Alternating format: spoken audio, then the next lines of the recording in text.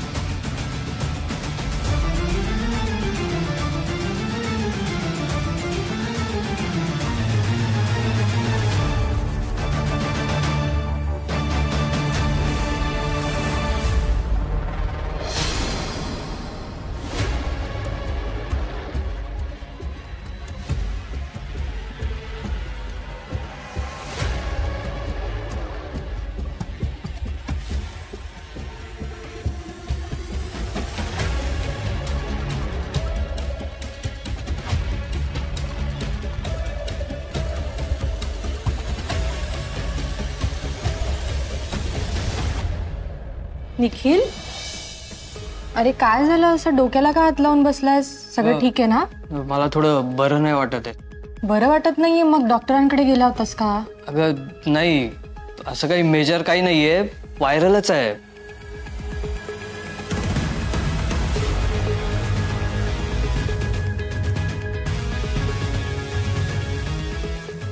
काय नाही ग, मला थोडं लो वाटत होतं म्हणून विचार केला तुला कॉल करावा. सॉरी आप, माझ्यामुळे तुला त्रास झाला. सॉरी काय त्यात? आपण एकमेकांची हेल्प करणार नाही तर कोण करेल? तू नाही का माझ्या मदतीला धावून आला होतास, मग मी पण यायलाच हवं ना. बरं तू जास्त विचार करू नकोस, मी डॉक्टरांना बोलवते. अगं नाही नको, खरंच नको. माझं बोलणं झालंय डॉक्टरांशी. गुड, मग त्यांनी औषधं दिली असतील ना, मी तुला औषधं आणून देऊ का? अगं नको, आहेत औषधं पण आहेत. पण घेतली नसशीलच ना तू. आणि जेवायचं काय, काही खाल्लंस का? नाही ग, खरंच काही इच्छाच होत नाहीये. असं कसं इच्छा नाहीये?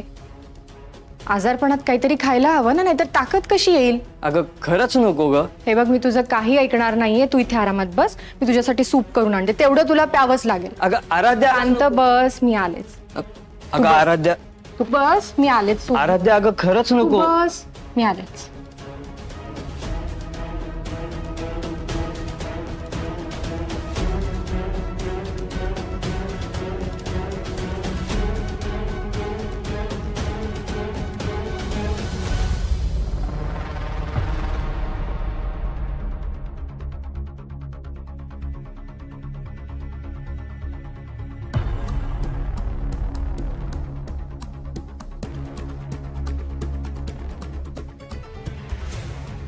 जवळपास अर्धा तास झाला, अजूनही बाहेर आली नाहीये.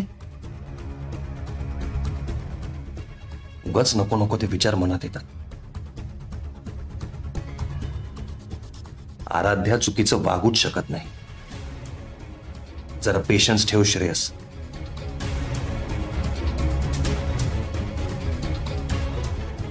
श्रेयस कधी जाणार आतमध्ये?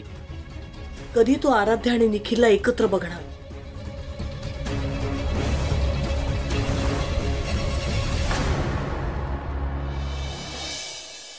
आता थोडं बरं वाटतंय का सूप पिऊन? गुड. मी तुझ्यासाठी फ्रुट्स पाठवते, तू वेळेवर मेडिसिन्स घे. मला निघायला हवं कारण माझ्या मीटिंग्स लाईनअप आहेत. आराध्या अजून थोडा वेळ थांब ना प्लीज. अगं मला थोडं असं रेस्टलेस फील होतंय. कारण आता तुला आरामाची गरज आहे. तू काळजी घे, नंतर भेटूया. आराध्या,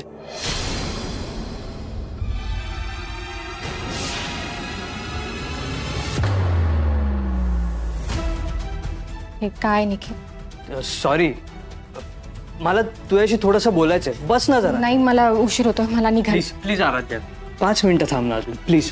मला तुझ्याशी बोलायचंय थोडंसं, मला खूप महत्वाचं आहे. प्लीज प्लीज बस ना प्लीज. प्लीज आराध्या, 5 मिनिटं फक्त आपल्या मैत्रीसाठी. Please please please. निखिल, मला उशीर होतोय, जे बोलायचं ते पटकन बोलतीस. आराध्या, माझी ना कधी सांगायची हिम्मत नाही झाली. माझं तुझ्यावरती खूप प्रेम आहे, अगदी कॉलेजमध्ये असल्यापासून. अगं मी तुला माझ्या मनातलं सांगणारच होतो, पण तेवढ्यात मला तुझा ऍक्सिडेंट झाल्याची न्यूज कळाली. मला खूप मोठा धक्का बसला. आणि परवा मी तुला ऑफिसमध्ये बघितलं तेव्हा मी तुला लगेच ओळखलं. पण निखिल, आता हे सगळं का सांगतोयस? मुळात मी तुला आधीही सांगितलंय की माझं श्रेयसशी लग्न झालंय आणि आज मी इथे आले कारण मी तुला एक माझा चांगला मित्र मानते. त्या पलीकडे माझ्या मनात तुझ्याबद्दल काहीही फिलिंग्स नाहीयेत. अगं, मी कुठे नाही म्हणतोय, पण मी माझ्या फिलिंग्सचं काय करू? तू वेळीच स्वतःला समजाव.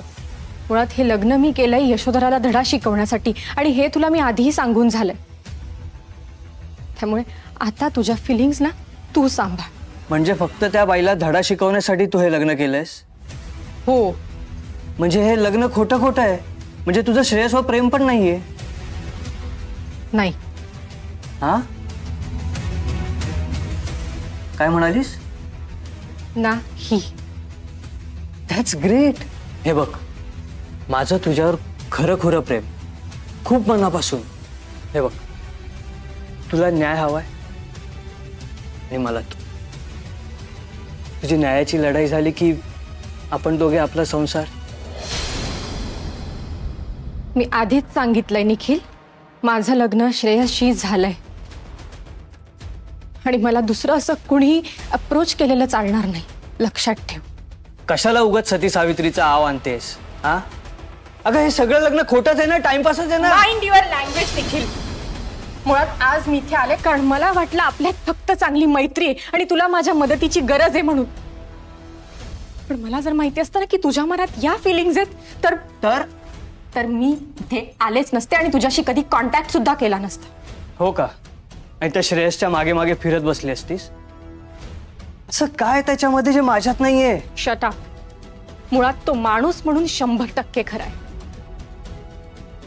तुझं आणि त्याचं कधी कंपॅरिझनच होऊ शकत नाही निखिल.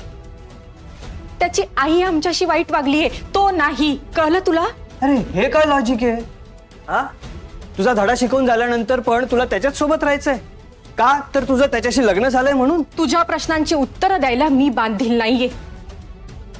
माझ्या आयुष्यात माझं घर, माझा संसार, माझं लग्न, माझी लढाई, यात कधी कसं आणि काय वागायचंय हे मी ठरवणार, तू नाही. आणि सगळ्यात महत्वाची गोष्ट, आज असं वागलास परत असं वागायची हिम्मत सुद्धा करू नकोस. जी आराध्या यशोधरा सरनाईकला धडा शिकवू शकते ती तुझं काय करेल ना, याचा एकदा विचार कर.